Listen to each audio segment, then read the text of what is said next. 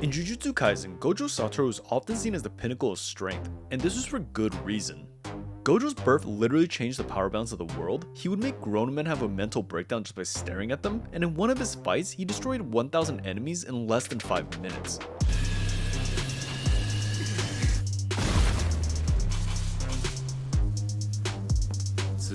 Gojo with his strength was cocky, rebellious, and prideful, but with how strong he is, it makes sense. However, even with how strong Gojo is, there are some people that have a chance to rival him, and specifically it's these 3 sorcerers. These 3 are some of the brightest, highest potential sorcerers of their generation, and both their innate and acquired abilities put them on a different level. One of them has the highest cursed energy capacity of the modern era, another one can basically become immortal, and another can summon a Shikigami that can adapt to almost anything. However, on top of all this, Gojo himself even insinuated or even outright stated that these 3 could eventually rival him in terms of power, and it made sense, especially when looking at Kenji Hakari. みんな優秀だよ。特に3年はかり、2年乙骨。彼らは僕に並ぶ術師になる。 Kinji Hakari was by all accounts a self-absorbed bad boy that lived for his passions. Kinji was brash, his classmates described him as both moody and a good-for-nothing, and he had no regard for Jujutsu High rules and regulations.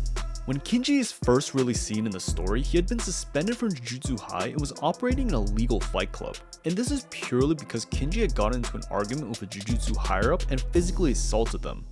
For Kinji, rather than living a mundane or regular life, he strived for something that he called the fever. To Kinji, the fever referred to people's addictive passions, and this concept of fever matched with Kinji's curse technique and strength. Kinji in battle was smart, a master hand-to-hand combatant, and when Kinji was on a roll, his strength was near unmatchable. And this was no exaggeration, as Kinji was able to defeat some of the strongest sorcerers in history. During the Culling Game arc, some of the strongest sorcerers from past and present were pitted against each other in a fight for their lives. Kinji was a part of these games, and the first person he faced, he proceeded to beat down. This person's name is Charles Bernard, and because of the Culling Games, he had been given a powerful curse technique. While before the games, Charles had been a normal person, when the game started, he had quickly learned the basics of Jujutsu and had a strong curse technique that allowed him to see his opponent's future moves. However, even with all this, the best he could do against Kinji was to keep the fight somewhat competitive. In the beginning, Kinji didn't even take the fight seriously and was easily dealing with Charles, all while holding his hands in his pockets. However, once Charles revealed his technique, Kinji started to take the fight more seriously and revealed his domain expansion. Kinji's domain expansion was a bright light, seizure-inducing pachinko-themed game of chance.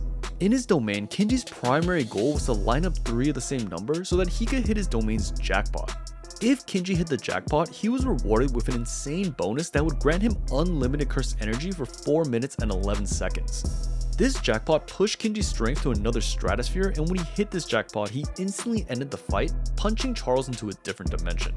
However, while Kinji was able to showcase his domain expansion with this first fight, he was able to truly show the extent of his strength when fighting Hajime Kashimo. Hajime Kashimo was a powerful ancient sorcerer that had been reincarnated into the Culling Game. Kashimo was someone that valued fighting strong opponents above everything else, and there were very few people that could reach his level. His curse energy had the properties of electrical currents, he was a master hand-to-hand combatant, and even when reincarnated, he did not lose a step. In the past, even as an old man with a deadly illness, Kashimo had been able to easily overpower strong opponents and was utterly bored because he couldn't find an actual challenge. However, during the Culling Game, he found a challenge in Kinji. After Kinji's fight with Charles, Kinji, who still had the effects of his jackpot, went over to fight Kashimo, and this fight ended up showing the true extent of Kinji's ability. Because Kinji during his jackpot had basically unlimited curse energy, his body would automatically use reverse curse healing to heal any wound he suffered, despite Kinji never actually learning reverse curse healing himself. Because of this, Kinji during his jackpot was effectively immortal, and the speed at which he healed was one of the fastest in the world. On top of this, Kinji's jackpot allowed him to constantly refresh his domain expansion, which allowed him to refresh his jackpot when the original time limit ran out. However, while Kinji's domain expansion was incredibly strong, to make it even work, Kinji needed incredible luck. And this was because of the probability surrounding the jackpot. The probability of Kinji hitting his jackpot was a low 1 out of 239 chance. Even though Kinji had various methods to make the probability a bit more in his favor, at the end of the day, he still had to be lucky enough to hit it. But somehow, his luck never seemed to run out, even in critical moments where Kashimo seemed to have won the fight. On top of this, while Kinji seemed like someone who was just aggressive and reckless, he was actually a tactical genius. During the fight, he was able to constantly outmaneuver Kashimo, putting him in terrible situations such as moving the fight into the ocean where Kashimo could not easily use his electric curse energy. Because of all this, Kinji was able to get Kashimo to the point where he used up all his curse energy, and Kinji came out of the fight as the victor. With all these factors, it was easy to see why Kinji's strength was so highly regarded, with even Gojo himself saying that Kinji had the potential to become his equal. However, there was another person Gojo had also acknowledged.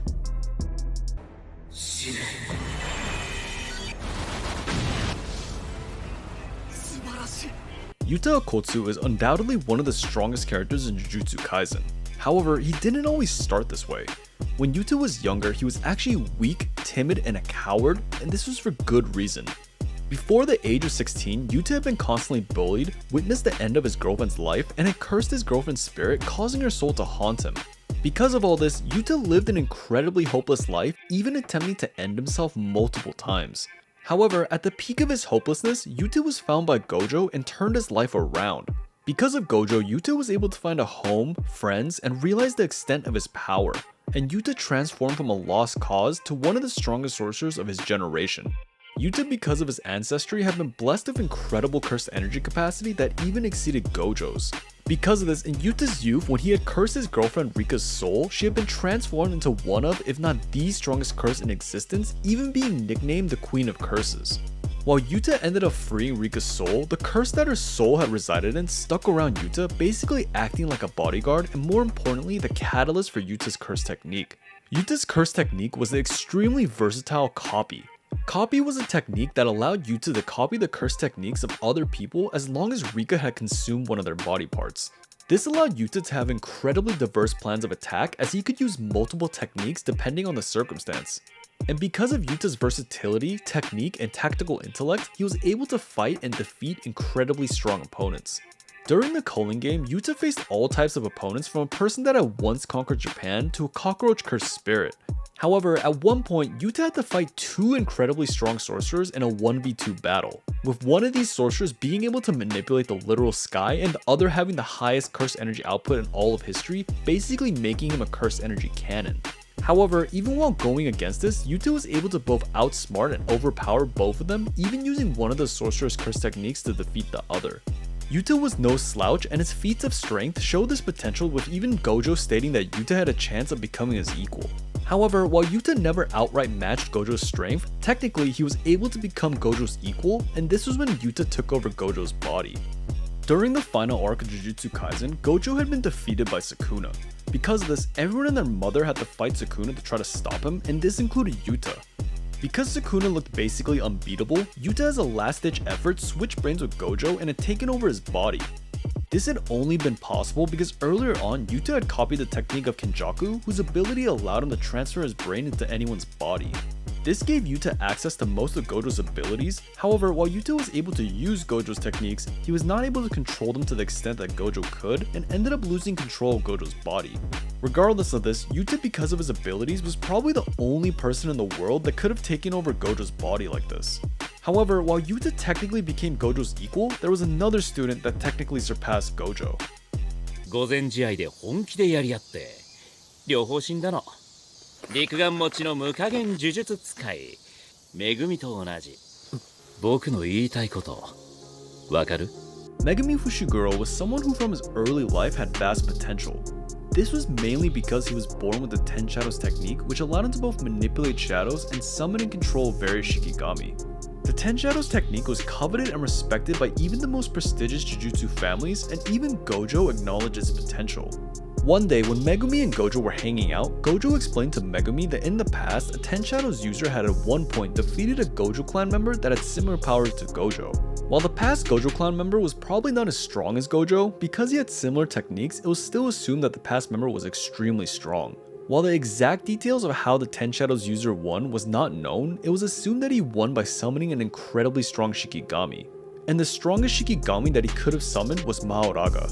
Mahoraga was an incredibly strong Shikigami that had the insane power of adaptation.